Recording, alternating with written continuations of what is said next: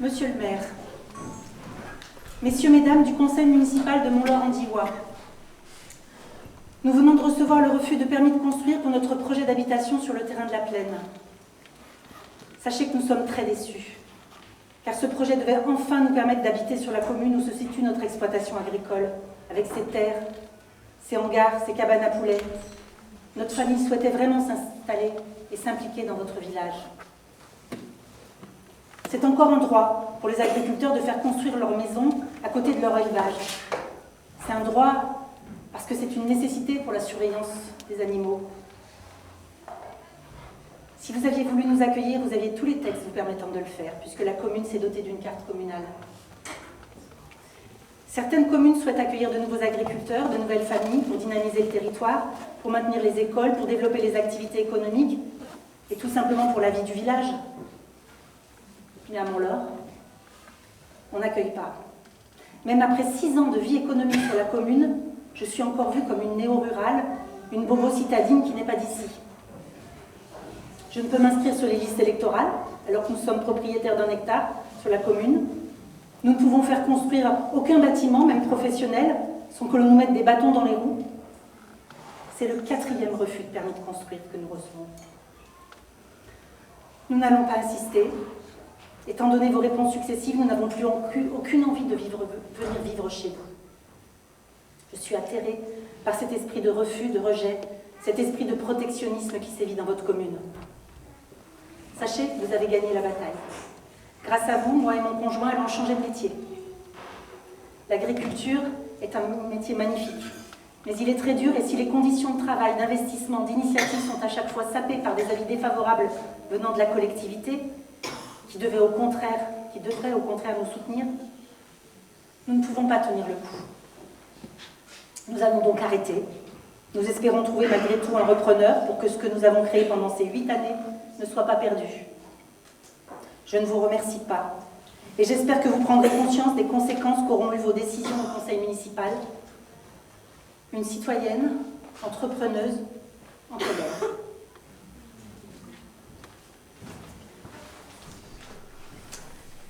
Alors bonjour à tous. Un début un peu... Comme vous avez pu entendre, j'ai été agricultrice pendant 8 ans. Et ça s'est terminé. La lettre que vous avez entendue, là, j'ai écrite en 2015. Alors on est là ensemble pour une conférence gesticulée. Est-ce que vous savez ce que c'est qu'une conférence gesticulée? Ou est-ce qu'il y a des gens qui ne savent pas plutôt?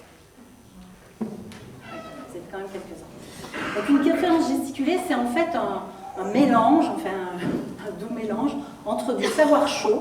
Le savoir chaud, c'est ce qu'on a compris, ce qu'on sait par notre expérience, notre vécu.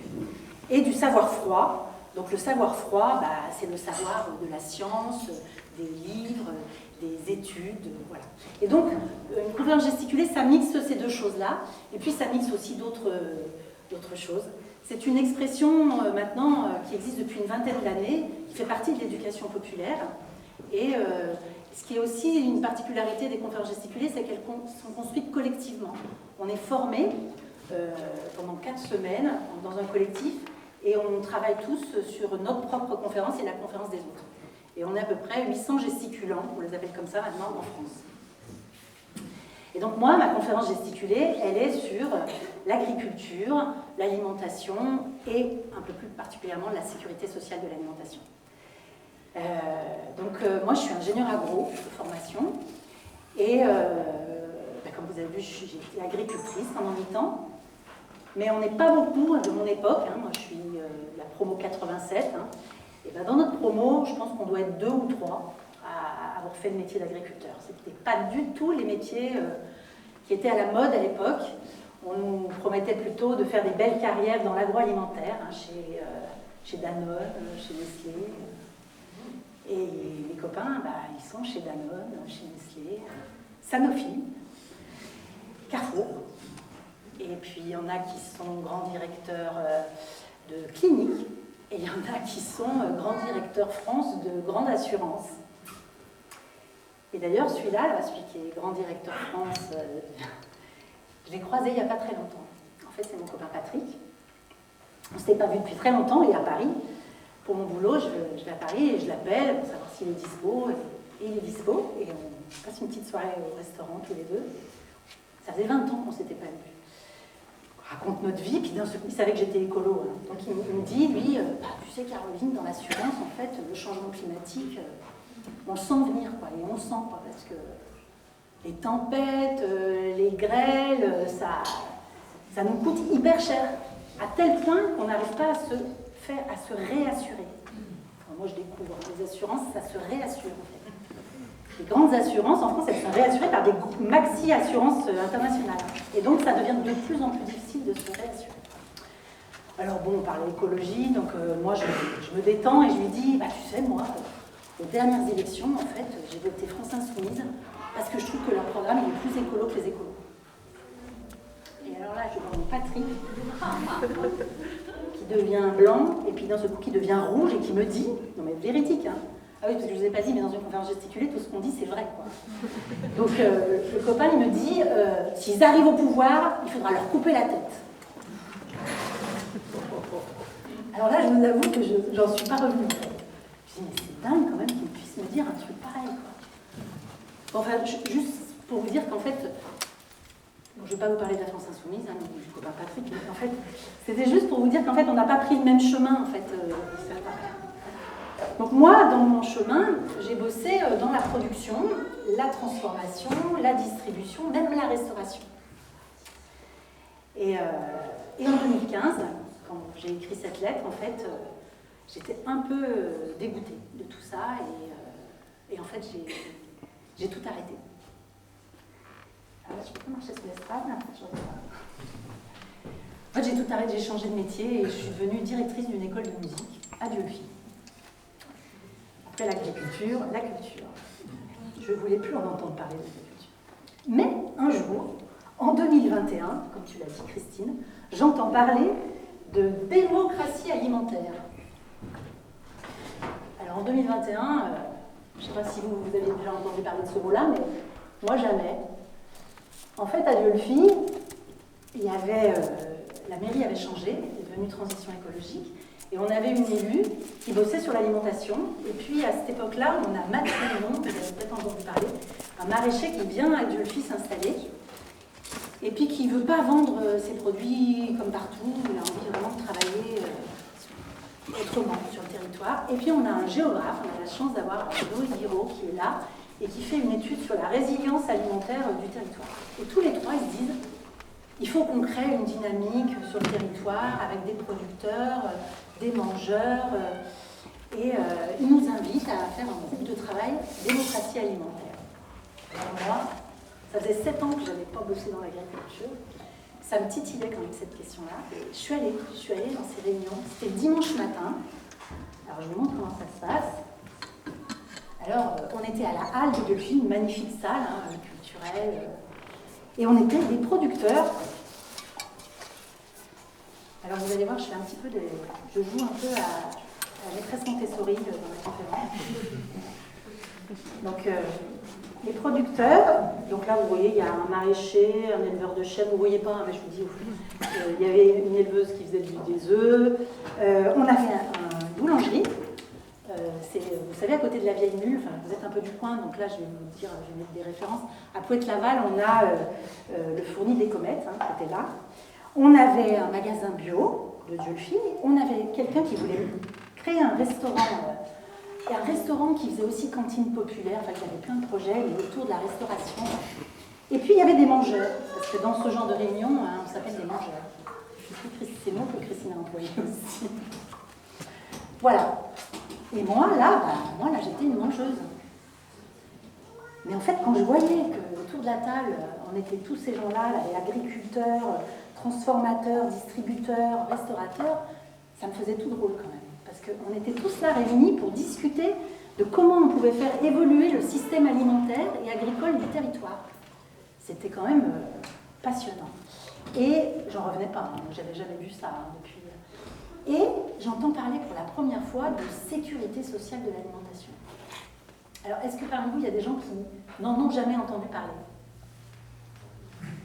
Jusqu'à aujourd'hui? Ah ouais.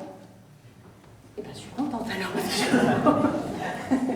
Donc la sécurité sociale de l'alimentation, moi en 2021, je n'en avais jamais entendu parler non plus. Je découvre. Donc son petit nom c'est SSA, hein, Sécurité sociale de l'alimentation, ça c'est son logo.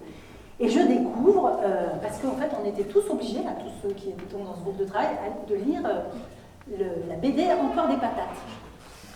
Donc je vous en ai mis un petit paquet là, si vous avez envie d'en acheter, il y en a certainement sur le stand dehors aussi.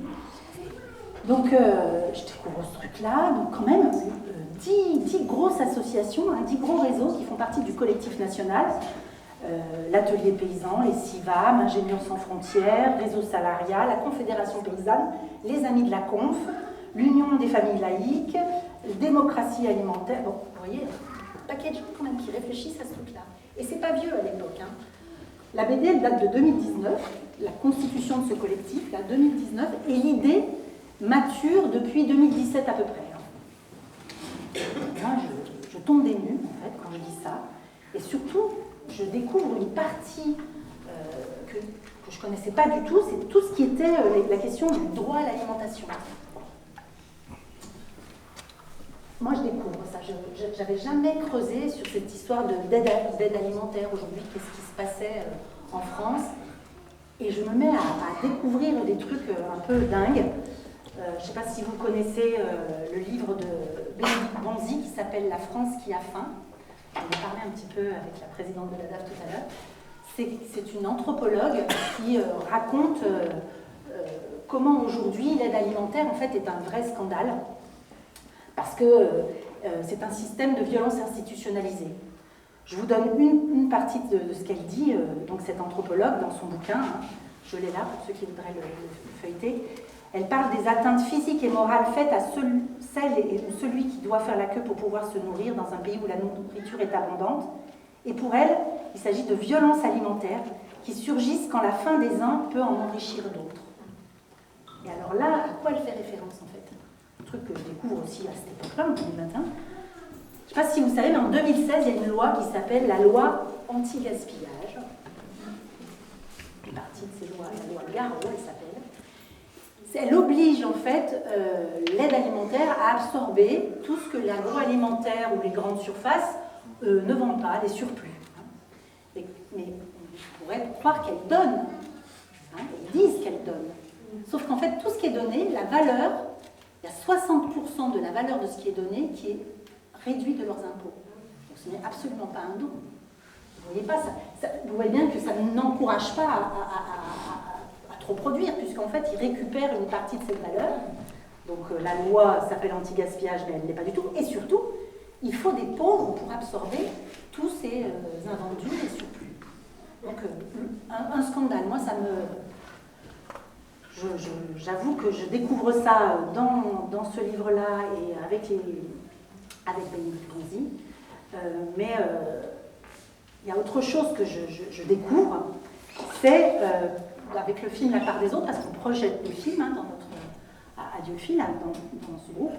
Et là, je découvre qu'une partie des agriculteurs, en particulier les CIVAM, je ne sais pas si vous connaissez cette association qui date de 60 ans, la CIVAM, donc vraiment l'agriculture paysanne, l'agriculture durable, qui en ont marre, en fait, les paysans en ont marre de survivre en vendant leur production aux plus riches. En fait. La survie des agriculteurs les plus pauvres, ceux qui prennent soin des terres et de l'alimentation, et qui nourrissent qui? Les plus riches. Et alors, je vous avoue que moi, ça m'a fait un bien fou. Parce que ça faisait des années que j'avais une sorte de truc au fond de moi, une sorte de dégoût, à me dire que non, je ne sauvais pas la planète et je ne résolvais pas tous les problèmes en allant acheter mes produits au magasin de producteurs ou au marché. Que c'était vraiment, en fait, on était dans l'entre-soi, qu'on allait rien résoudre du tout, c'était du micro... Et donc là, je découvre qu'en fait, tout ça, il y a vraiment un combat et que les CIVAM sont très impliqués dans la sécurité sociale de l'alimentation comme un levier pour changer les choses, et en particulier ça. Que cette alimentation de qualité ne soit pas réservée à une partie de la population la plus aisée. Et je découvre par la même occasion, avec ce film-là, La Sociale, l'histoire de la sécurité sociale. Alors on va s'arrêter 5 minutes là-dessus, parce que si ça s'appelle sécurité sociale de l'alimentation, c'est en référence évidemment à la sécurité sociale. Pas la sécurité sociale d'aujourd'hui, la sécurité sociale de 1946, celle qui a été créée par Ambroise Croizat à la sortie de la guerre. Ambroise Croizat qui était ministre du Travail du premier gouvernement de Charles de Gaulle. Il y avait un paquet de ministres communistes à l'époque. Et alors, si je vous dis sécurité sociale, vous dites quoi? Ça vous fait penser à quoi? C'est quoi les mots qui vous viennent là? Santé. Et puis, solidarité. Redistribution. Pour vous, la sécurité sociale, ça couvre quoi? Que la santé? Les retraites. Donc, le chômage, l'assistance du travail, la maladie. Vous avez à peu près tout dit. Un grand principe encore qui manquerait là. La solidarité. Solidarité, donc on pourrait dire universalité. Vous savez que la sécurité sociale, c'est vraiment tout. Donc vous avez dit à peu près tout. Quand même, dans la sécurité sociale de l'époque, il y a 5... c'est pour couvrir les risques de la vie. Donc c'est quoi les risques de la vie? La maladie, la vieillesse. En fait, c'est quand on ne peut plus travailler. L'accident du travail, ça date de la même époque, mais c'est des branches différentes. Maladie, accident du travail, vieillesse. Vous n'avez pas parlé de la famille. La CAF, à l'époque, est créée aussi en même temps. Ambroise Croizat, très malin. Après la guerre, impossibilité d'augmenter les salaires, interdiction carrément d'augmenter les salaires. Et donc, lui, il invente la CAF, donc les allocations familiales, qui doublent les revenus de beaucoup de familles avec enfants. Donc c'est aussi une reconnaissance à l'époque du travail des femmes à la maison. Mais c'est un truc incroyable, comme ça change la vie des gens à cette époque-là. Et en 58, il y a le chômage qui arrive. Mais c'est une branche qui arrive après, mais en 58. Donc là, c'est les 5 risques de la vie. Et le truc hyper important et révolutionnaire de l'époque, c'est quoi? C'est que ça, c'est financé par nos salaires, les cotisations. Et c'est ça le grand changement. C'est le régime général qui arrive en 1946, parce que la sécurité sociale, elle existait, mais par branche, dans des entreprises, c'était pas du tout généralisé. Et là, c'est le régime général qui arrive, la cotisation qui finance la caisse. Caisse qui va couvrir tous ces risques, vieillesse, mais aussi qui va permettre de faire plein d'investissements. C'est à cette époque-là que sont créés tous les CHU, les centres universitaires, hospitaliers universitaires. Donc en fait, cette caisse de sécurité sociale qui est créée à cette époque, non seulement elle nous couvre de tout tas de risques de la vie, mais en plus, elle investit sur tous les besoins. Il faut savoir que les hôpitaux, avant la guerre, c'était la catastrophe. À partir de 1946, on construit tous ces centres hospitaliers. Les médecins, les infirmières deviennent des fonctionnaires de la fonction publique. Et donc là, il y a un mélange un peu État et caisse de sécurité. L'autre chose qui est incroyable à cette époque, c'est bien parce qu'il y avait des ministres communistes, c'est que, vous avez vu, la cotisation, c'est nos salaires qui sont socialisés et qui remplissent cette caisse. Mais qui gouverne les caisses, à votre avis? C'est ça. À l'époque, c'est les salariés. Il y a des sièges, et 75% des sièges sont tenus par les syndicats de salariés, d'ouvriers, de salariés, et 25% des sièges sont tenus par le patronat. C'est quand même dingue.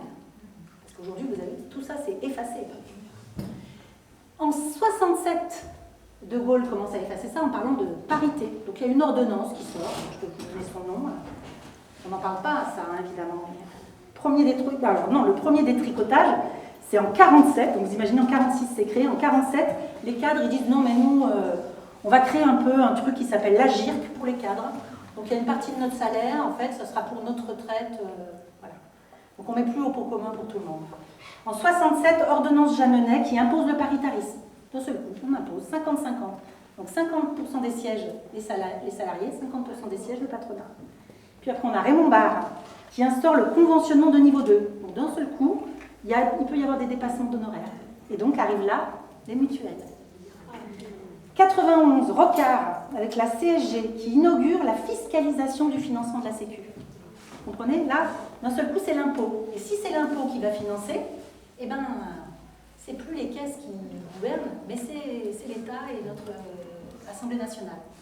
Mais on va plus loin. Donc, 96, CRDS, et la fameuse loi de finances de la sécurité sociale, dont on parle sans arrêt en ce moment. Là, vous savez que, du coup, c'est au Parlement que sont décidés les budgets de la sécurité sociale.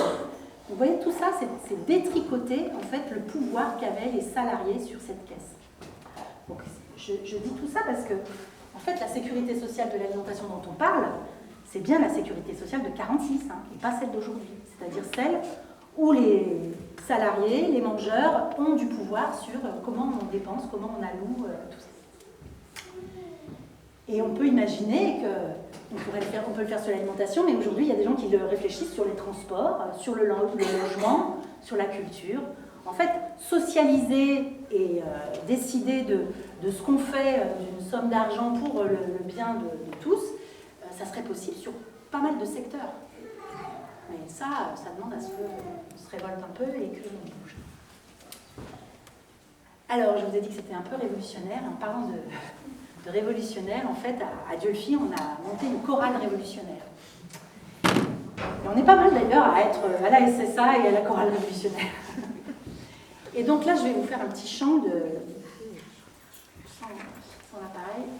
Un chant, figurez-vous, qui date de 1886. Bon, je vous fais juste un petit bout. 1886, ça s'appelle La Révolte. Ouvriers ou bien paysans, travailleurs de la terre ou de l'usine, nous sommes dès nos jeunes ans, soumis aux travaux qui nous minent, d'un bout du monde à l'autre bout. C'est nous qui créons l'abondance, c'est nous tous qui produisons tout, et nous vivons dans l'indigence. Église, parlement, patriarcat, état, militarisme, patron et gouvernant, débarrassons-nous du capitalisme pressant est notre appel. Donnons l'assaut au monde autoritaire et d'un cœur fraternel, nous réaliserons l'idéal libertaire.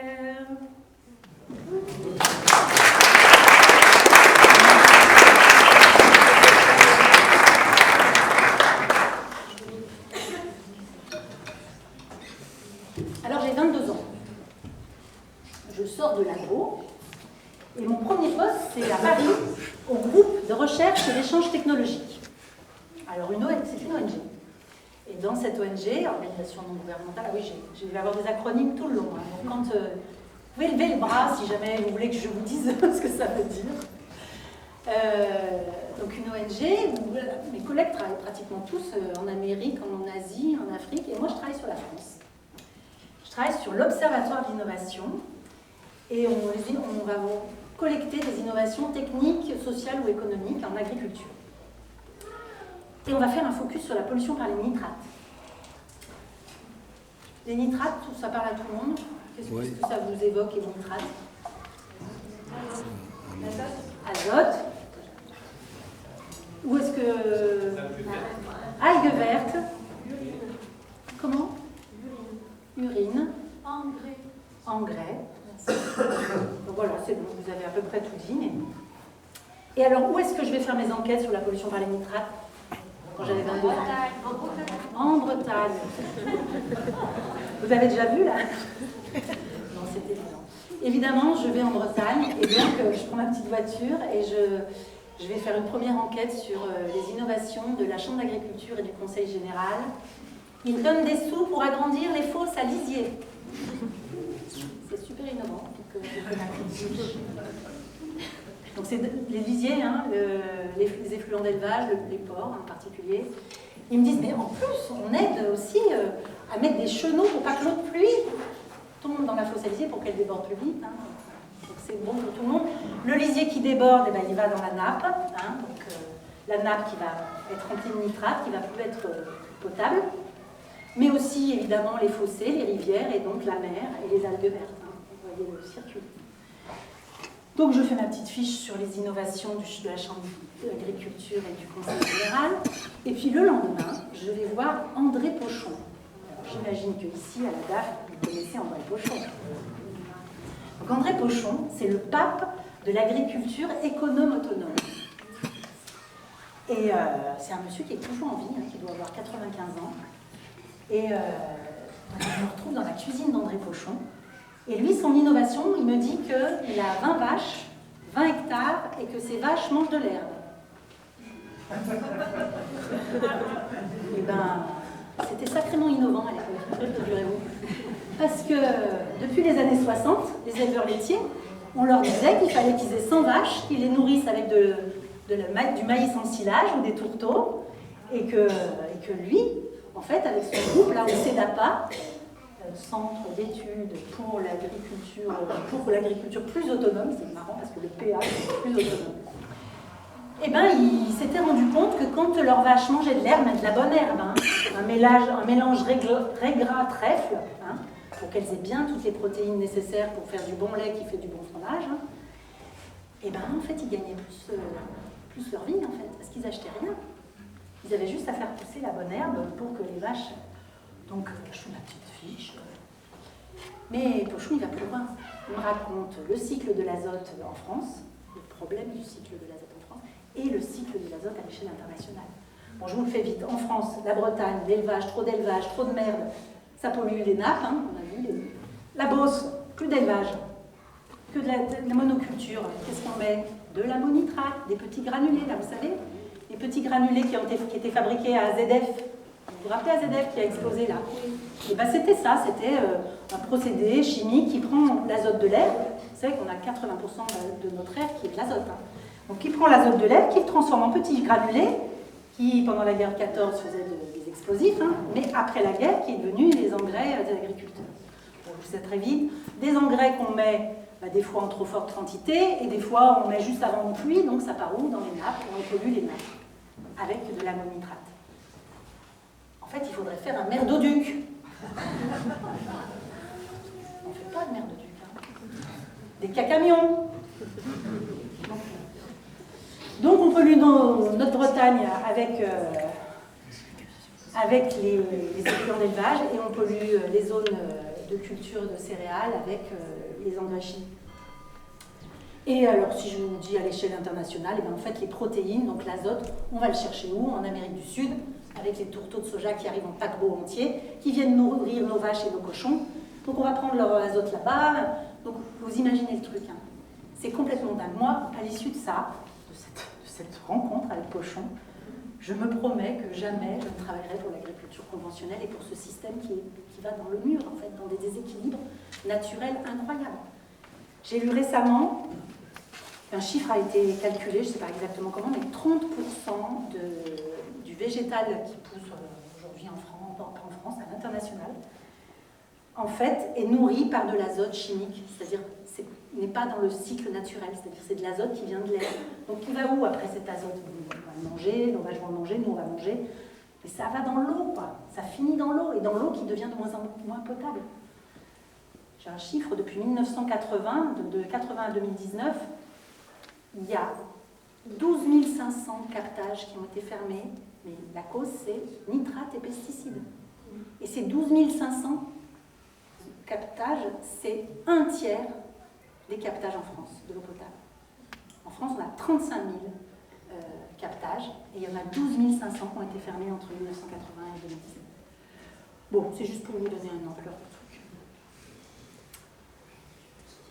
Ça me fait... Et oui, parce que tout ça, vous avez vu, je l'ai appris dans la cuisine d'André Pochon, c'est pas à l'école qu'on nous apprenait ça. Et d'ailleurs, ça me fait penser à un truc. Je vais écrire une petite lettre à mon copain Patrick.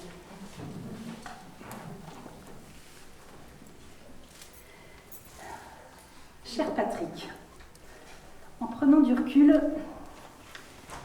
je me dis qu'on nous formatait bien quand même dans notre école. On n'aiguisait pas vraiment notre esprit critique. Est-ce que tu te souviens de l'histoire du veau aux hormones? Moi, je m'en souviens comme si c'était d'hier. C'était en 87 ou 88. Un jour, en cours de zootechnie, je ne sais pas si vous vous en rappelez, vous? Donc, on entendait parler du veau aux hormones dans les journaux, à la télé. Et donc, nous, on était à l'école d'agro, il y en a un en cours de zootechnie qui dit: Monsieur Bozolo, dites-nous, qu'est-ce que vous en pensez, vous, de vos hormones? Et le prof, il dit, pouf, c'est du battage d'hormones contraceptives, c'est comme si elle mangeait 1000 kilos de vos hormones. Alors vous imaginez bien là que vous avez 80 ingénieurs agro qui ne croient plus du tout à ce que l'on dit, parce que le prof, déjà, les biocopes, et on parlait des consommateurs. Mais moi, j'avais travaillé avec les agriculteurs et je savais très bien qu'en fait, on avait besoin de distributeurs éthiques. Donc moi, avec un copain, on crée le bon panier. Nous, on se dit, on va travailler avec une vingtaine de producteurs autour de Toulouse. On va avoir 400 consommateurs. Ça va pouvoir nous permettre de vivre, nous, de SMIC. Si on prend 25% de marge, voilà, marge transparente, tous les paniers qu'on vendait sur 100 francs, sur 100 francs, il y avait 25 francs pour le bon panier, 75 francs qui repartaient aux producteurs. Alors on avait créé une SARL, parce que les associations en avaient un petit peu marre, tous les deux. Prendre une décision, il fallait 2 mois, parce qu'il fallait que le nouveau CA nous envoie combien. Mais par contre, on avait quand même créé une asso qui s'appelait Ville Campagne un lien vital. Et l'asso, elle réunissait les consommateurs qui voulaient, tous les producteurs, les 20 producteurs étaient avec nous, et puis le bon panier, donc les distributeurs. Mais bon, c'était une structure à côté. Mais on faisait plein de choses super. On faisait du pop, en fait, parce qu'on faisait des visites de ferme, on faisait des conférences, des dégustations. Moi, je faisais un bulletin toutes les semaines où je racontais comment étaient produits les productions qu'on vendait. Et donc, c'était pas mal, cette histoire-là, sauf que à 200 paniers, eh bien, on ne s'en sortait plus. C'est-à-dire qu'il fallait qu'on embauche. Parce que la logistique est telle que il fallait qu'on ait quelqu'un de plus 2 jours par semaine pour pouvoir livrer nos 400 paniers. Et puis on n'a pas réussi à revoir notre modèle économique, et donc on a déposé le bilan. Donc ça, c'est ma première expérience. Là, j'ai oublié de marquer plein de choses là. Vous voyez, ce que je voulais vous dire, c'est que j'ai les producteurs, les consommateurs, je vous ai dit, qu'on appelle des mangeurs. Puis au milieu, on a les restaurateurs, les transformateurs et le distributeur. Donc pour moi, cette expérience du bon panier, eh ben, c'était mettre les distributeurs dans une posture de commercialisation éthique des produits pour que tout le monde vive bien de son travail. Et on n'y est pas arrivé. Mais si la sécurité sociale de l'alimentation avait existé, ben je pense que ça aurait pu marcher. Les bons paniers auraient pu faire partie du secteur conventionné. Et donc, on aurait eu moins de mal à trouver nos clients. Et donc, ça aurait pu marcher. Il y a des petits mots que j'ai oubliés là. Je vous les mets là. Donc, c'était, vous savez, le socle commun de la SSA, c'est donc cotisation, universalité, et le conventionnement, on va en parler aussi tout à l'heure, c'est ce qui permet de dire qu'est-ce qu'on va pouvoir acheter avec la location, et c'est la démocratie alimentaire. Donc, le bon panier, on a dû arrêter 2 ans et demi après l'avoir créé, mais c'était quand même une expérience super intéressante. Il faut vous dire qu'à l'époque, les AMAP n'existaient pas. Les seuls paniers qui existaient, c'était les paniers des jardins de cocagne, et donc c'était de l'insertion. Donc là aussi, un modèle économique... pas tout à fait réel, puisque c'est l'argent de l'insertion qui permettait de payer les gens qui travaillent. Alors je suis au chômage.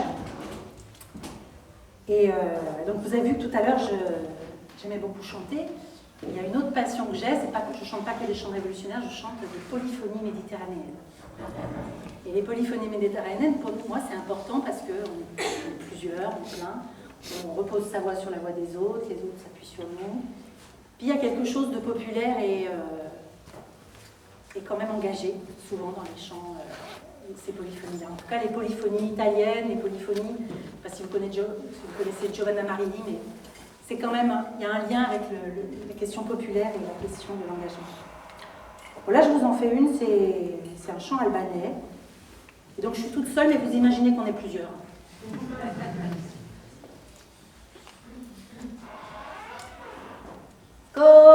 Kovet na jarugo,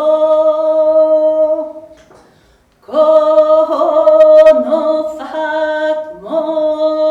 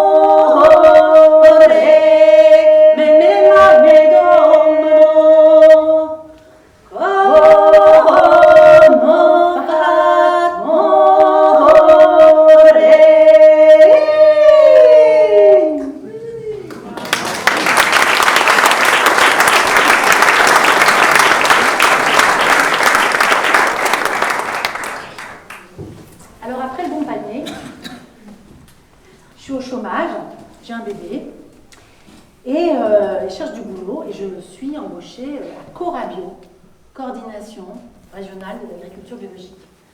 Donc c'est pas un truc institutionnel, hein, c'est bien les agriculteurs bio de la région Rhône-Alpes qui m'embauchent.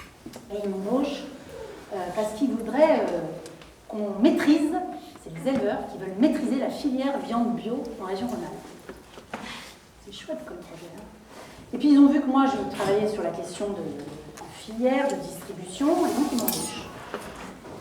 Alors vous voyez là, je mets les éleveurs, mais les éleveurs ils ont besoin de quoi pour vendre à des mangeurs?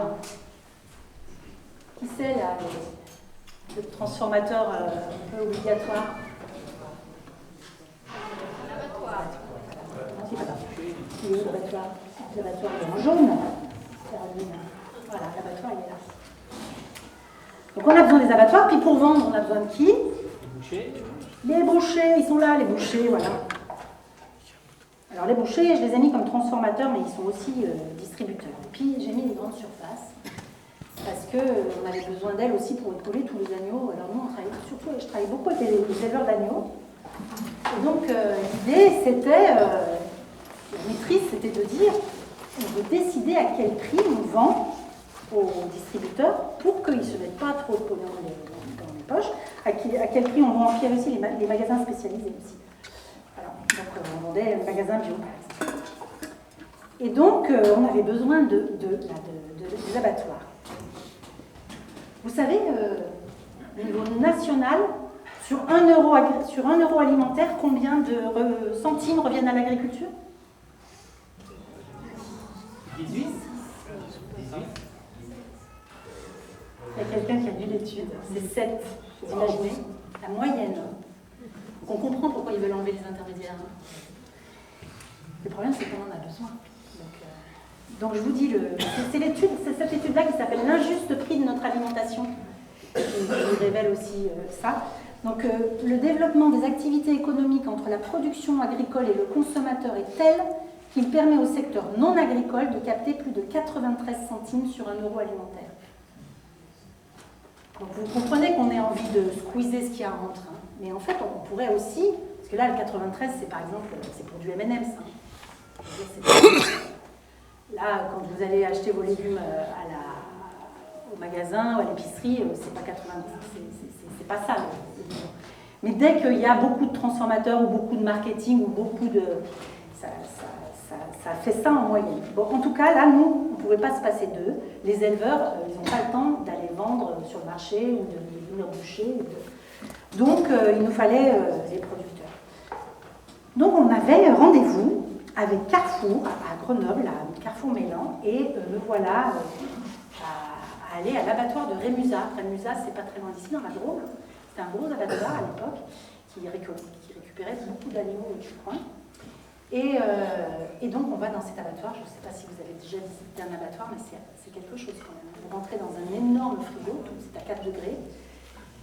Il y a plein de salles, il y a plein de petits trains de viscères fumantes qui passent devant vous, là, ça sent pas très bon.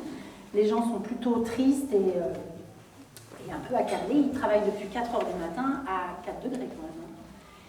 Et donc, c'est un univers... j'ai appris là récemment que la plupart, je ne sais plus le pourcentage, la plupart des gens qui arrêtent avant leur période d'essai, avant la fin de la période d'essai. C'est un métier tellement difficile. Bon, nous, on va voir le directeur, et le directeur, on lui explique. Donc, on a rendez-vous, il faut vraiment que vous nous disiez combien vous avez besoin pour abattre l'agneau, combien vous avez besoin pour découper l'agneau, combien vous avez besoin pour mettre en barquette, qu'on puisse réfléchir avec Carrefour, les quantités qu'ils veulent et à quel prix on peut leur apporter. Vous comprenez, on voulait faire la transparence de la vie. Eh bien, monsieur le directeur n'a jamais voulu. Il a compris à ce moment-là ce que ça voulait dire, ce qu'on essayait de faire, et il n'a jamais voulu donner ses prix. Et pour eux, il fallait qu'ils gardent cette maîtrise, au contraire, parce qu'ils avaient envie de survivre. Et à ce moment-là, la viande était en train de chuter. Et ils espéraient, c'était en 2000 ça, que la bio, qui à ce moment-là avait un taux de croissance à 2 chiffres, hein, c'était un des rares secteurs qui marchait très bien, allait être peut-être ce qui allait les sauver. Donc il était hors de question qu'ils laissent la maîtrise aux éleveurs. Il fallait qu'eux aient la maîtrise de vendre au prix qu'ils voulaient et d'acheter la carcasse au prix qu'ils voulaient. Vous voyez?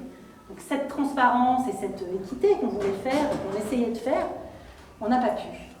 Et donc moi, à l'issue de cette rencontre, on s'est vraiment dit, bon, on n'y arrivera pas. Si les abattoirs ne sont pas avec nous, s'ils ne jouent pas le jeu, on ne peut pas, en fait. Ce projet est tombé à l'eau. Donc on a transformé mon CDI en CDD. C'était une manière de s'en sortir. Bon, je vous fais une petite chanson, là, c'est... ah oui, non, ce que je voulais vous dire, c'est que Rémusat, ils ont fermé quelques années après, je crois en 2004 ou 2006.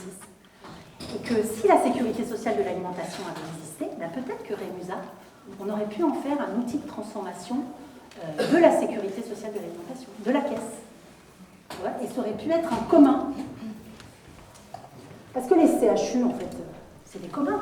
Bon, petit à petit, ils ne deviennent plus des communs parce que maintenant, ils appartiennent aux banques. Parce que maintenant, quand ils ont besoin de faire des emprunts, les hôpitaux, ils sont obligés d'emprunter aux banques. Donc, ils sont endettés jusque-là. À l'époque, quand ils ont été créés, tout ce que la caisse mettait ou l'État mettait, c'était pas à rembourser. C'était pour construire des communs qui appartenaient à tout le monde. Et donc là, notre envie, c'est ça, c'est aussi que des fois, quand il nous manque des outils de production ou de transformation sur un territoire, on puisse investir, l'acheter et en faire un commun. Voilà. Donc en parlant d'indépendance, je vais vous faire un chant qui est de l'Aubrac. Et comme je le chante en occitan, je vous ai fait les sous-titrages.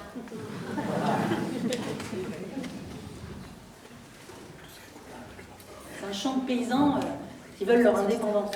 Ça va bien avec.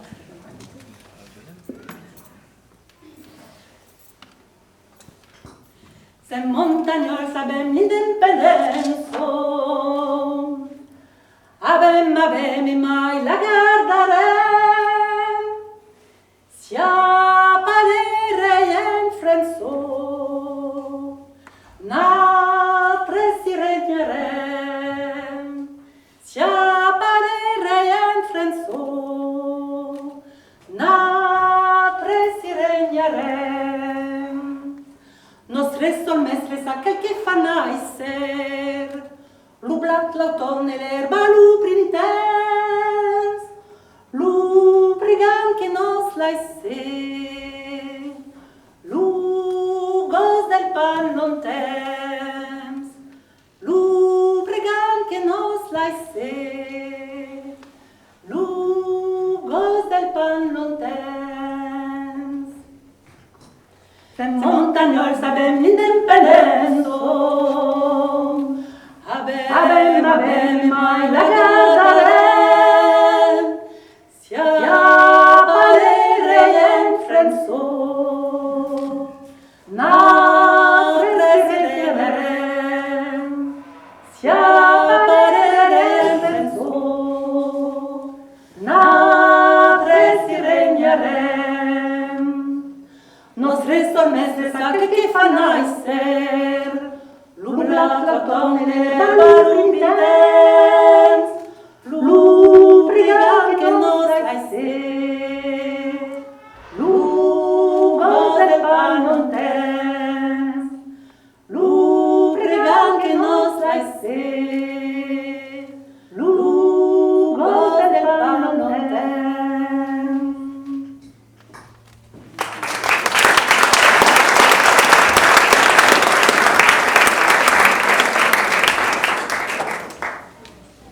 Alors après Corabio, je suis à Die, parce que Corabio c'était à Die à l'époque.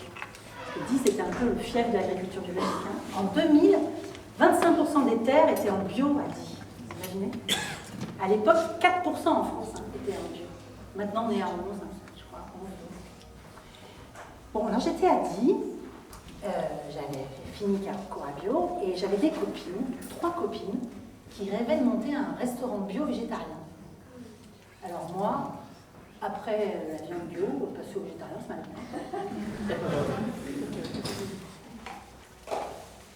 Alors je vous les présente. Il y avait Véro. Véro, en fait, elle avait 3 petites filles. Alors oui, parce que les 3, on était toutes femmes en solo. Donc Véro, elle avait vécu beaucoup au Mexique et elle avait 3 filles. Et elle cuisinait super bien et elle était végétarienne. On avait Sophie Do, qui avait une petite fille de 4 ans. Elle avait vécu en Inde, elle cuisinait super bien, végétarienne. Et puis on avait Chantal, alors elle a démissionné de Pôle emploi pour venir faire le chai-wala avec nous. Et puis il y avait moi, qui avait une petite fille de 4 ans aussi, et puis qui cuisinait pas du tout. Donc moi j'ai dit aux filles, moi je vous aide à monter le restaurant, mais je vous aide à faire l'administration, je fais le service, mais je cuisine pas. Bon, au final j'ai cuisiné aussi, elles m'ont appris. Et donc on était 4 mamans solo avec l'enfant, et en fait, on voulait monter notre entreprise, et moi, je dis aux filles, il faut qu'on monte une SCOP. Parce qu'on n'a pas un rond, toutes les 4, et puis en fait, il faut qu'on reste salarié. Et puis quand on est en SCOP, eh ben, on est salarié, et aussi on est notre propre patronne. Et donc, on a monté le chai-wala sous forme SCOP, Société Coopérative de Production. C'était la première SCOP de la vallée de la Drôme. En 2003, on l'a créé. Le restaurant a ouvert en 2004. Et je donne des petits détails, j'ai entendu qu'il y avait des gens qui connaissaient. Et donc, on était en violet, vous voyez, un restaurateur, et assez éthique, hein, on bossait avec 3 maraîchers de Die. Ils avaient nos clés de la réserve et ils nous apportaient les légumes qu'ils avaient. Puis nous, je me rappelle quand je cuisinais, je venais voir et puis je décidais de mon menu en regardant les légumes que j'avais. Bon, si je vous en parle aujourd'hui, pour moi, ça fait partie des intermédiaires hyper importants pour que les mangeurs mangent de la qualité. Et puis aussi parce que quand on est en SCOP, eh ben, on a quelque chose qui s'appelle la souveraineté sur le travail. Et ça, en fait, c'est quelque chose aussi d'assez important dans la sécurité sociale de l'alimentation. C'est-à-dire que l'idée, c'est que les travailleurs, si on a des communs, qu'ils aient aussi le droit de décider sur ce qu'on produit et comment on le produit. Bon. Donc là, je peux vous expliquer qu'on faisait des réunions de salariés, là, pour s'auto-organiser, voir qui faisait quel repas, comment on organisait la cuisine. Et puis, on faisait aussi des réunions d'associés. Et là, on faisait des réunions de patronnes, vous voyez. On faisait ça un peu moins souvent, une fois tous les 2 mois. On était au petit canapé, un petit thé. Et puis là, on regardait les chiffres, on regardait si on allait pouvoir embaucher, si on devait faire des gros investissements. Vous voyez, on décidait quoi pour la structure à moyen et long terme. Et ce qui est important, c'est de comprendre que décider sur le travail, ça fait partie aussi des grandes choses que moi j'ai découvert avec la sécurité sociale de l'alimentation, en particulier avec Bernard Friot. Donc, je vais vous lire quelques... Voilà.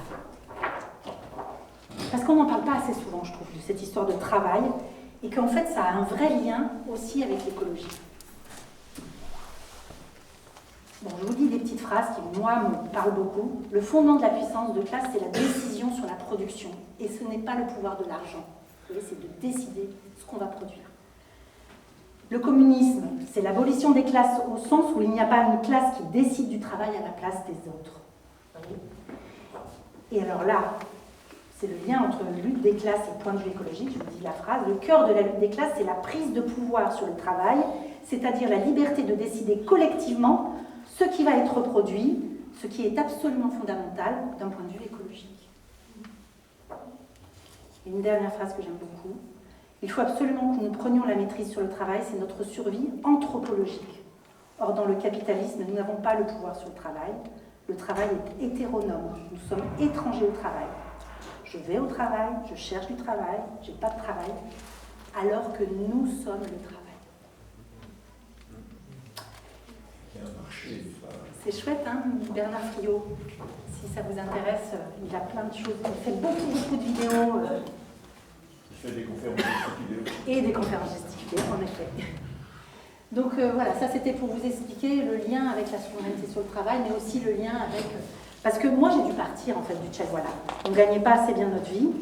On arrivait à se payer nos heures de cuisine et nos heures de service, mais on n'arrivait pas à se payer par exemple nos heures de salle de thé. On a été bénévole pendant très longtemps. Et pour vous dire, moi je gagnais 450 € par mois, parce que c'était du temps partiel, du temps choisi, on était les patrons. Mais par contre, ça ne me suffisait pas pour vivre. J'avais un loyer de 530 €, je me rappelle à l'époque. Et donc, même avec les aides sociales, je n'en sortais pas. Donc j'ai dit aux copines que j'allais devoir chercher du travail. Elles ont continué. Hein. Le Chaiwala a duré 10 ans en scope, sous la forme de scope. Puis après, elles ont vendu à un privé. Mais c'est quand même une super belle expérience. Il y a eu une dizaine de salariés associés pendant ces 10 ans. Et alors, on faisait aussi des conférences, on faisait des concerts aussi au Chaiwala. Et ce soir-là, c'était concert de musique italienne.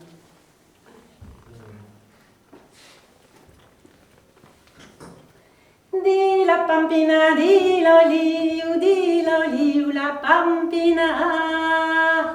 Venilo ventolato, poli alla dimmizi, alla starilla fa. Venilo ventolato, poli alla dimmizi, alla starilla fa. Venilo ventolato, poli alla dimmizi, alla starilla fa. Di la pampina, di l'oliu, la pampina. Venilo ventolato, poli alla dimiti, alla starilla fa. Venilo ventolato, poli alla dimiti, alla starilla fa. Venilo ventolato, poli alla dimiti, alla starilla fa. Di la pampina, di l'oliu, la pampina. Venilo ventolato, poli alla dimiti, alla starilla fa. Venilo ventolato, poli alla dimiti, alla starilla fa. Venilo ventolato, poli alla dimiti, alla starilla fa.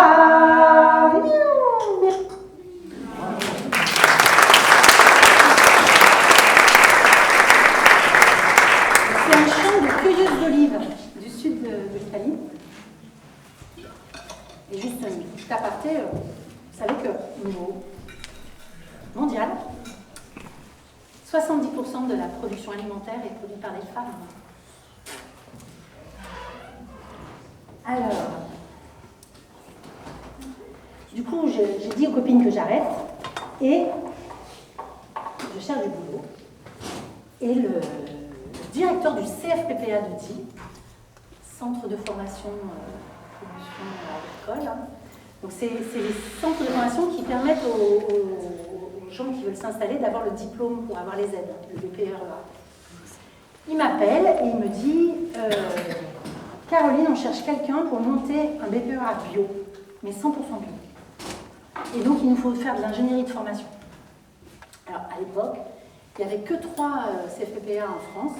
C'était Montmoreau, Rennes-le-Reux et La Roche-sur-Yon qui proposaient des choses en bio. Mais ce n'était pas 100% bio. Et nous, a dit, lui, il était persuadé que si on ne faisait pas quelque chose là-dedans, 2 ans plus tard, le CFPPA de Die aurait disparu. Et donc, il me demande de créer des formations tout en bio. Alors, particulièrement maraîchage, et puis aussi plantes pérennes en bio. Et alors, je ne sais pas, j'ai fait des trucs incroyables, des UCAR, des formations de 15 jours. Ça s'appelait naturopathie animale, biodynamie, éco-construction, écotourisme, transformation bio-végétale, des trucs, et tamponnés par le ministère de l'Agriculture. Hein. C'était super, hein. Moi je suis régalée. Puis j'étais pas trop mal payée pour une fois. Et donc, alors comme ça, je rencontre des agriculteurs, parce que moi évidemment, je n'allais pas créer la formation à partir de rien. Donc je vais voir les agriculteurs du coin et je leur demande de m'aider à construire les formations, les contenus, on faisait les évaluations, tout, quoi, pour qu'après, ça soit tamponné, que le BPREA permette d'avoir l'accès aux aides. Et c'est comme ça que je rencontre Jean-Michel. Jean-Michel, alors lui, c'est un ingénieur agro, et puis, fin de carrière, il veut s'installer parce que sa famille a plein de surface, d'hectares sur le Haut-Diois. Alors il commence à planter des petits fruits à Miscon, des petits fruits à Manlore. Il fait un lac collinaire, là, il fait de l'irrigation par aspersion, par goutte à goutte. Je fais de l'autocueillette, et puis ça me plaît bien. Et quand Jean-Michel va mieux, on décide, on dit ok, pour que je m'installe avec lui. On va faire un GAEC. Bon, je ne vous raconte pas tout, mais j'ai pas pu faire un GAEC tout de suite. Les banques n'ont pas voulu, donc j'ai fait une entreprise individuelle agricole, et puis après on s'est mis en GAEC, puis après on a défait le GAEC. Et donc, me voilà à la ferme. Puis je me suis installée avec les aides. À 40 ans, moins de 15 jours. Je suis agricultrice. C'est important, 40 ans, moins de 15 jours, parce que sinon vous n'avez pas la bougie. Je crois qu'il y en a parmi vous qui connaissent. Donc, me voilà, vous voyez, j'ai 13 hectares. Là, il y a toutes mes framboisiers. Il y a 10 rangées de framboises, il y a 3 rangées de cassis, 2 rangées de groseilles, des murs. Et puis, alors elles font 60 mètres, les rangées de groseilles. Et puis, elles sont espacées de 3 mètres pour passer avec le tracteur. Et vous vous rappelez polyculture élevage aussi, l'équipe. Alors moi, je voulais avoir de l'élevage.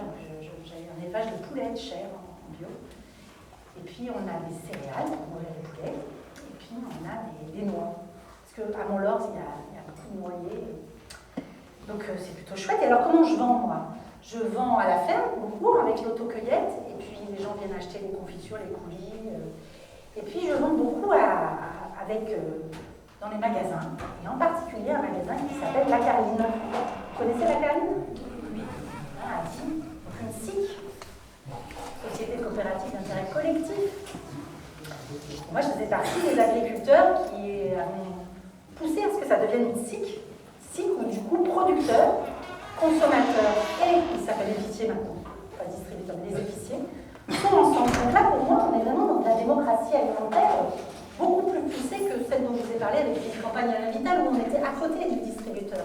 Là, c'est ça, la SIC La Carline, avec la gouvernance partagée, avec l'épicerie, donc là aujourd'hui, ils sont, je crois, 12 salariés maintenant de la SIC La Carline. Les mangeurs, donc c'est pas obligatoire non plus, on n'est pas obligé d'être associé de La Carline, mais il y en a beaucoup. Et puis il y a un collège de producteurs, et c'est un collège. Donc dans une SIC, on peut mettre comme ça des associés de types différents, mais qui gouvernent, qui prennent les décisions pour la structure. Donc là, c'est ensemble, ils ont 30% les producteurs, 30% les mangeurs et 30% les épiciers. Et pour moi, ça, c'est un vrai exemple de démocratie alimentaire aussi, parce qu'on prend la décision des marges, on prend la décision de qu'est-ce qu'on approvisionne, et ça marche très très bien aujourd'hui, La Carline, à tel point qu'ils arrivent à investir pour acheter des terres agricoles, pour installer des jeunes, pour leur fournir les légumes qui n'ont pas assez localement. Donc, pour moi, moi, je vendais beaucoup mes confitures, mes coulis, mes poulets à La Carline. Ça fait partie de mes débouchés principaux. Et donc là, quelque part, moi, je pense que La Carline, c'est un commun. Et c'est aussi un endroit où on a la souveraineté sur le travail, puisque les salariés de La Carline font partie des gens qui décident des choses qui sont décidées. Mais on n'est pas complètement dans la sécurité sociale d'alimentation, c'est comme ils se sont un peu passés. Mais on pourrait se dire que pour qu'ils aient plus de clients et que les gens qui n'ont pas les moyens aujourd'hui d'aller se fournir à La Carline, et bien la sécurité sociale d'alimentation, ça serait une chouette solution. Alors, ça c'est de tous les bons côtés de la ferme, mais le mauvais côté c'est que je ne gagnais pas grand-chose. En fait, on gagnait 400 € par mois à peu près. Et moi je travaillais à temps plein sur la ferme et mon compagnon, il était à mi-temps menuisier et à temps plein agriculteur. Ça ne fait pas beaucoup, 400 €. Et puis, mes produits, c'était quand même un peu réservé aux gens qui avaient les moyens, parce que si c'était pour que je puisse en vivre, les confitures, mes coulis, mes poulets, c'était pas non plus pour tout le monde. Et le troisième truc, vous l'avez entendu au tout début de la conférence, j'ai pas été très bien accueillie sur la commune. Et donc, moi, j'ai pas pu ni construire ma maison, ni construire mes cabanes à poulets. Tout ça, je l'ai construit chez les propriétaires, là où j'étais locataire. Donc au bout d'un moment, ça ne devenait plus vivable. C'était un peu... comment dire? Aujourd'hui, j'ai le chiffre, il y a 18% des agriculteurs en France qui sont sous le seuil de pauvreté. Donc on est plein à gagner moins de 400 €. Mais ce qui compense ça, c'est faire du patrimoine, en fait, capitaliser sur ce qu'on construit, parce qu'on se dit, quand je prends ma retraite, il y a quelqu'un qui reprend, ou je vends, enfin en tout cas, j'ai une sécurité par le côté patrimonial. Et moi là, je ne pouvais même pas le faire, le côté patrimonial, j'avais rien à moi. Donc à un moment donné, on a décidé d'arrêter aussi pour ça. Mais si la sécurité sociale de l'alimentation existait, et si la commune de Mont-Lors était plus conciliante, peut-être qu'on serait encore agriculteurs. Voilà. Ça me fait penser à... Vous les avez entendus? entendu parler des déserteurs? Non? Il faut que j'en parle à Patrick. Cher Patrick, est-ce que tu as entendu parler de ces étudiants qu'on appelle les déserteurs d'AgroParisTech? Ils ont fait un discours incroyable. Tu te rends compte? Pendant la remise des diplômes devant tous leurs profs et leurs collègues étudiants. Moi, ils m'ont fait pleurer.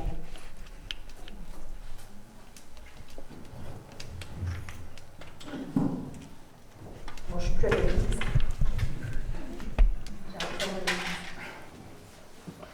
Je vous lis un petit extrait de ce discours parce qu'il est quand même vraiment incroyable et il résume beaucoup de choses que je...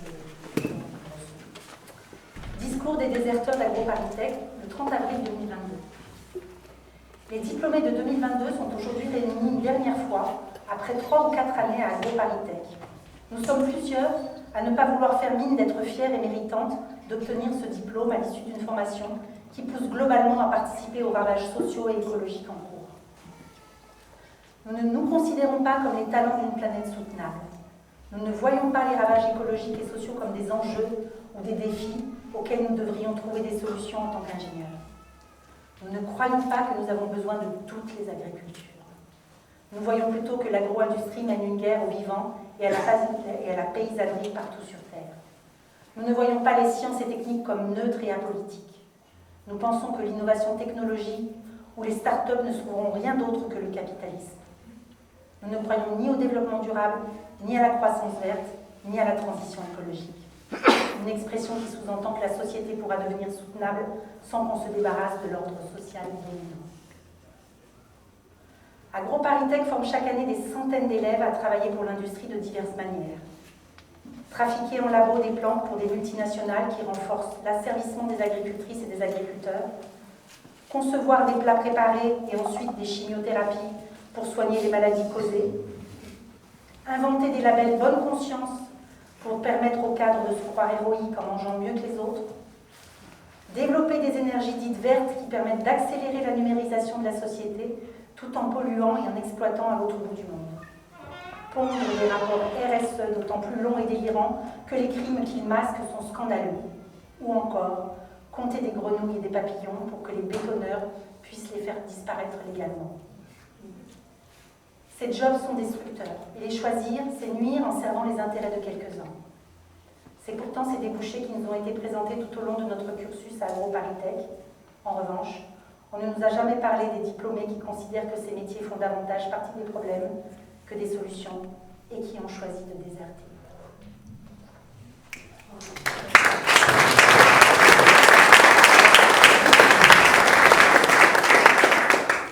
En fait, je déserteuse. À mon époque, on désertait en douce. Mais eux, ils désertaient en me disant et en me proclamant. Et c'est ça qui m'a... Je vous assure, la première fois que j'ai vu cette vidéo, j'en ai pleuré. Mais là, en fait, ça y est, je me sentais plus seule, quoi. Parce qu'il y en a un paquet de diplômés, 2022. Il y en a un paquet de jeunes diplômés qui désertent dans plein d'écoles. Et il y a un autre endroit où je me sens plus seule, c'est à la SSA de Biologie, à la Sécurité Sociale de Biologie. On a un chouette collectif quand même. Je vous explique comment ça marche alors, la SSA? Allez. Alors, donc vous avez compris, hein, en blanc les petits gobelets, là, c'est les mangeurs. Et voilà, il faut que j'en mette plein là. Alors, vous voyez, ça j'ai mis les transformateurs qui nous manquent souvent sur les territoires. Par exemple, les moulins, les meuneries. Hein.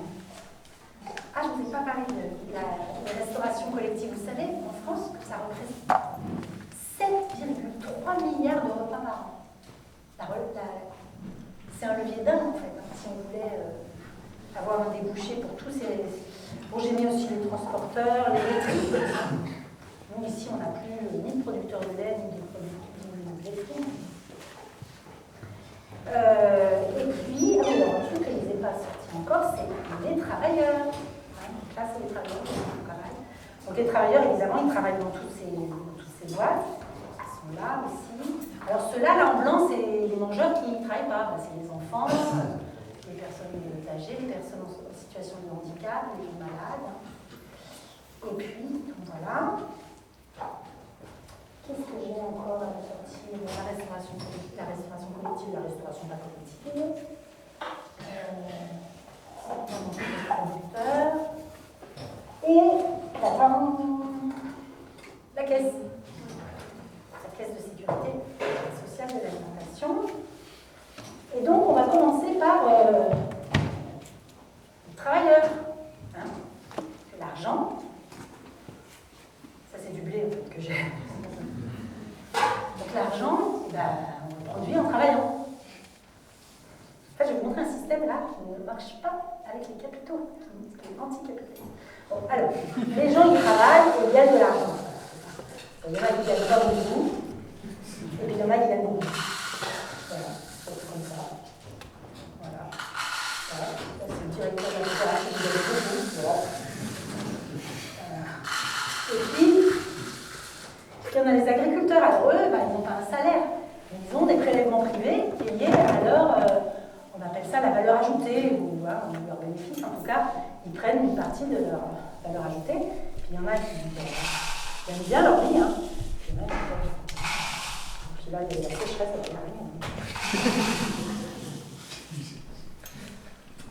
Et donc, en fait, tous ces gens qui travaillent, la sécurité sociale de l'alimentation, elle propose, ils cotisent selon leurs moyens. D'accord? Donc, en fait, on va dire, allez, je vous donne un exemple, mais parce qu'il ne sort pas de rien. Imaginons qu'ils donnent 10% de leur salaire brut. Parce que là, ce que j'ai versé, c'était le salaire brut. 10%, donc il a des travaux. Je vous donne un nombre. Il a vraiment peu de rendement. Tout le monde met 10%. Hein, donc celui-là, il n'y a pas de plafond, hein, c'est 10%. Voilà. L'agriculteur, ben, c'est 10% de sa valeur ajoutée. Et comme il y a beaucoup de gens qui travaillent, hein, il y a beaucoup à travailler en fait, et bien ça fait beaucoup de sous qui remplissent la caisse. D'accord? Et après, la caisse, elle dit, on cotise selon ses moyens, donc en fonction de son salaire, de la valeur ajoutée, et on reçoit selon ses besoins. D'accord? Et là, tout le monde reçoit. C'est l'universalité. Et on reçoit tous la même chose. Alors, le collectif national, il parle de 150 € par mois. Comme un exemple, hein. C'est pas, faut pas dire ça sera ça. Autant, dans quelques années, quand ça sera mis en place, ça sera 200, hein, j'en sais rien. Aujourd'hui, on dit, avec 150 € par mois, on pourrait se nourrir, en tout cas, de l'alimentation de base. Et par contre, c'est par personne dans le foyer. Hein. Un foyer à 3 personnes, c'est 3 fois 150. Après, je ne sais pas à partir de quel âge les enfants ils vont mettre 150, mais en tout cas, les enfants aussi. Donc là, les blancs là, qui ne travaillent pas, ils n'ont pas cotisé, mais eux, ils reçoivent 150. Hein. Tout le monde reçoit 150 €. Les enfants, les personnes malades, les riches, ils reçoivent 150 € aussi. Les pauvres, tout le monde reçoit 150 €. C'est l'universalité. Qu'est-ce qu'ils vont faire avec leurs 150 €? Vous vous rappelez l'histoire? On entend parler des aides à la rentrée des classes qui partent dans les choses. Mais là, évidemment, ils pourront acheter avec leurs 150 € que dans les magasins ou les produits conventionnés. D'accord? Ça, c'est pas difficile à faire aujourd'hui. Tout le monde va droit à ces 150 €. Et ces 150 €, où est-ce qu'ils vont acheter leur alimentation avec ces 150 €? Là, dans la filière conventionnée. Qui c'est qui va décider quelle est la filière conventionnée? La démocratie alimentaire qu'on va mettre en place. Et on imagine qu'on la met en place plutôt au niveau du territoire. D'accord? Donc, je ne sais pas comment elle va être mise en place. Nous, on peut vous dire comment c'est fait à Dieuphy ou à Montpellier aujourd'hui, parce qu'il y a plein d'expérimentations. Mais l'idée, c'est peut-être du tirage au sort, hein, comme les conventions citoyennes, ou peut-être qu'il faudra qu'il y ait des collèges de producteurs, de distributeurs, de transformateurs et de mangeurs. En tout cas, un groupe de citoyens qui va réfléchir et qui va dire qu'est-ce qu'on veut manger et qu'est-ce qu'on veut produire sur notre territoire. Parce que c'est la demande qui va créer le besoin, c'est le besoin qui va créer finalement l'offre. D'accord? C'est pour ça que la conférence gesticulée de Mathieu Dalbel, dont on n'a pas parlé tout à l'heure, vous connaissez peut-être, c'est quelqu'un qui a fait une conférence gesticulée en 2019 sur la sécurité sociale de l'alimentation. Ça s'appelle « De la fourche à la fourchette, non l'inverse ». L'idée, pour lui, c'est ce que dit la sécurité sociale, hein, c'est qu'en fait, c'est ce que veulent manger les gens qui va faire qu'on va le produire. Okay? ça demande évidemment que tout se transforme et qu'on puisse arriver à une planification. Mais prenons l'exemple de Dieuphie.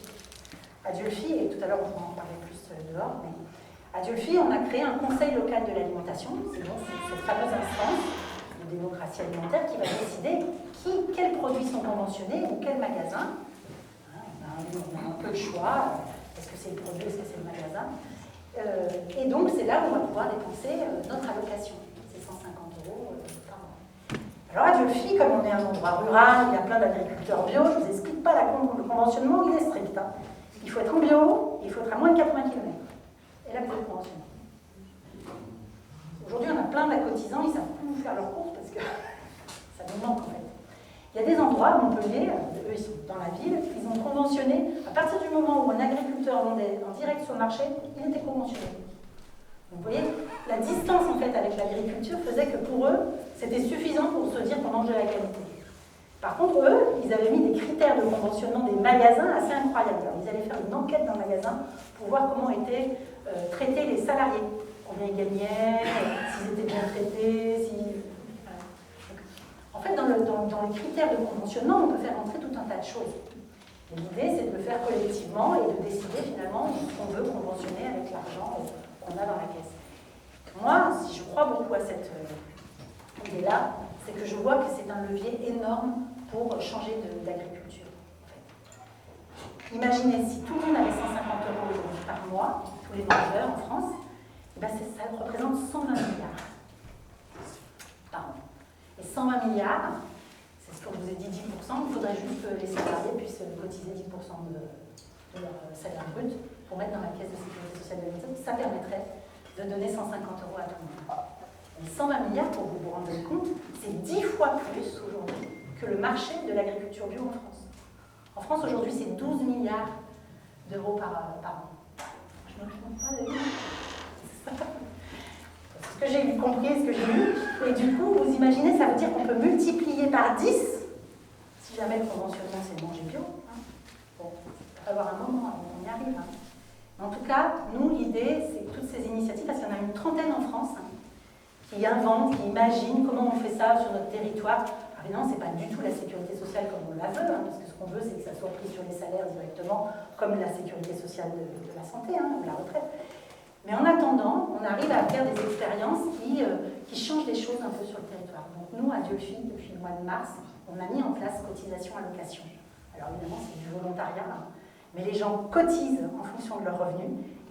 À Dieuphie, juste pour vous essayer la fourchette, les gens les moins riches, ils payent 40 € de cotisation pour recevoir 100 € sur leur compte.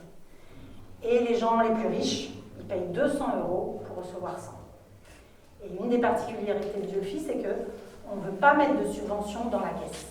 C'est-à-dire que nous, on fait tout pour que ça soit équilibré. Et ça veut dire aussi que là, aujourd'hui, on est obligé de freiner les nouvelles personnes qui arriveraient, qui cotisent moins que leur allocation, parce qu'il faut que de l'autre côté, il y en ait assez. Vous voyez. Mais quand on a commencé, en mars, avril, l'année dernière, on a pu, je crois, jusqu'en mai, prendre tous les gens qui voulaient rentrer, que ce soit des gens qui cotisent moins que ceux qui cotisaient plus. On a 101, je ne me trompe pas, Sophie, on a 101 cotisants qui représentent 140, bon, on vous dira tout à l'heure le bon chiffre, personnes, mais 101 foyers qui sont cotisants à Dieuphie. Et ce mois a pratiquement 10 000 € redistribués par mois. 10 000 €, vous voyez notre caisse, là, c'est 10 000 € qui va du coup vers les producteurs locaux qui sont conventionnés. C'est chouette quand même, hein?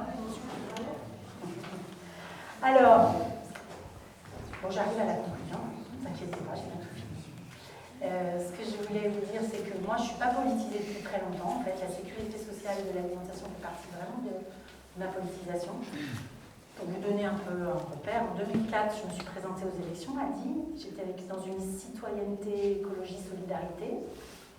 Les Verts nous soutenaient. Et à l'époque, je disais que j'étais ni de droite ni de gauche. Je reviens de loin quand même. Bon, alors, vous savez quoi, j'ai réussi à la faire, la lettre. Alors, je vous la dis. Cher Patrick, nous nous sommes quittés bien bizarrement la dernière fois qu'on s'est vus. Et je sens bien que notre lecture lecture du monde et notre analyse socio-économique et politique ont du mal à converger. Cela m'attriste. Comment notre époque, ce système a-t-il pu effacer les idées et les solutions trouvées après la guerre pour construire une société plus juste, où la cotisation et l'impôt ont permis de sécuriser des secteurs entiers considérés d'intérêt général, comme la santé, l'énergie, l'éducation, les transports, pour le bien de l'ensemble de la population?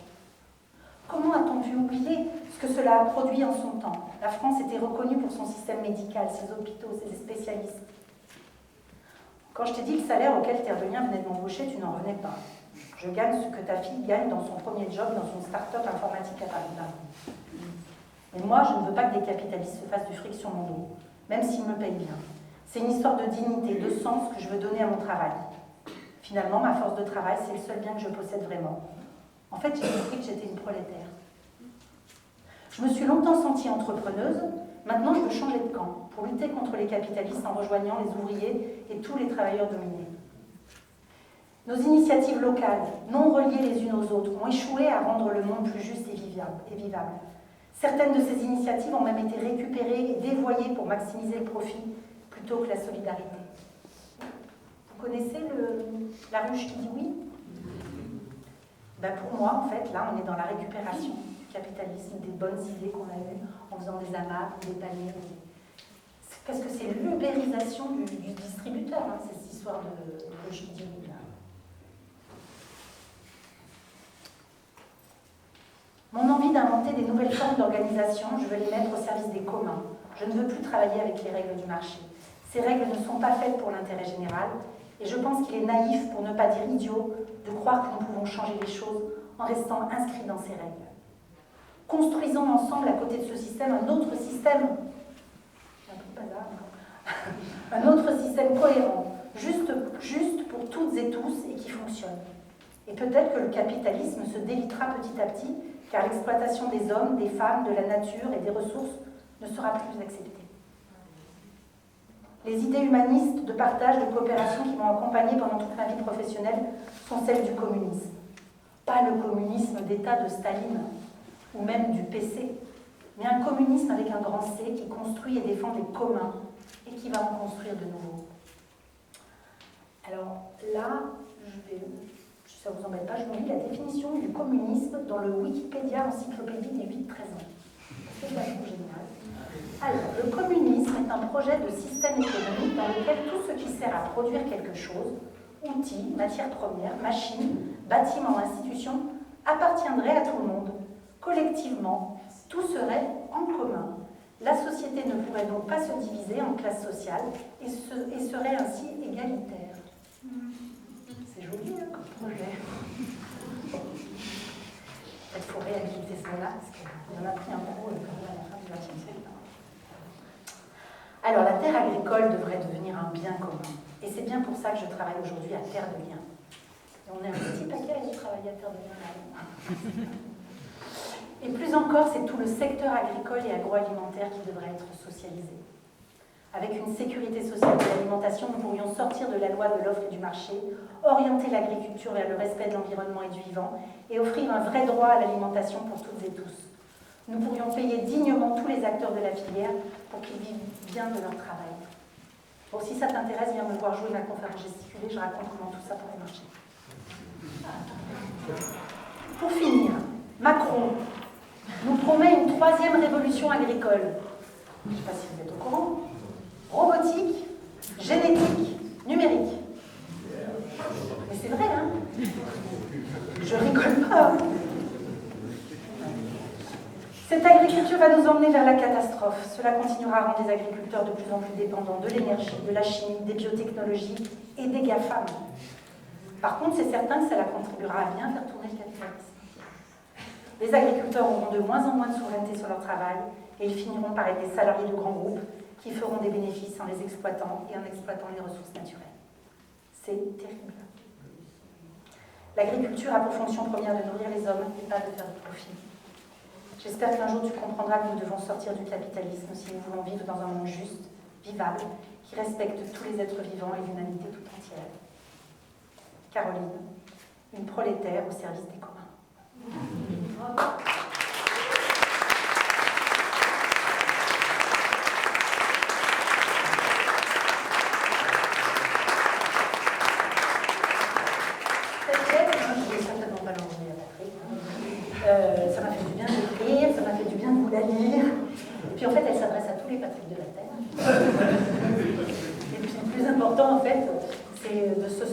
ensemble à défendre les communs qui existent et puis à en inventer de nouveaux. Voilà. Merci.